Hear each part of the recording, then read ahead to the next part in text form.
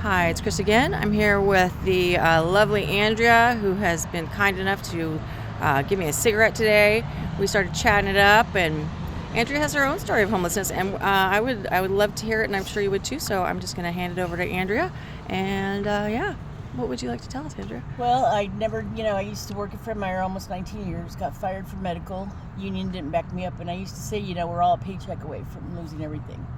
And so then we were homeless in my car, and it was rough, but I've always been resourceful. So at the time, Sidewalk was downtown, and they mentioned the HEN program.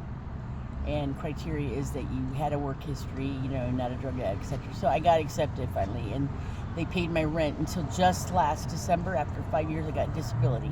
On a Wednesday, I found out I got disability. Thursday, I found out I had breast cancer. So my joke was that, if I got denied this time, I'd win. But breast cancer, fine. But I'm so sorry. They I say wanted to go like the back to ups and work. downs of life are, oh, that's such a great fortune. Well, maybe. Oh, that's such a misfortune. Well, maybe. And it's really just kind of this roller coaster that just keeps going and going and going. Yeah. I was always humble, but that really humbled me. And then I took in people that I either knew, I just didn't want people to be on the streets, or I got to know, and a lot of them stole from me and stuff, and I'd give you anything.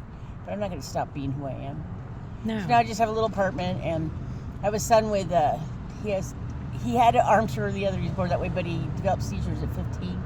He's been seizure-free now for about 3 years, except for about 4 of them, which are all nighttime, but he had one at work in the daytime. They fired him next week. We noticed that, but we can't. Anyway, he's got the mentality of a 14-year-old now because of all the seizures. And then I have another beautiful son that lives right down the street, and they supported me, but they couldn't take me in at the time. My son was on the streets, and he went with just sending me ministries, which was a blessing for him at the time.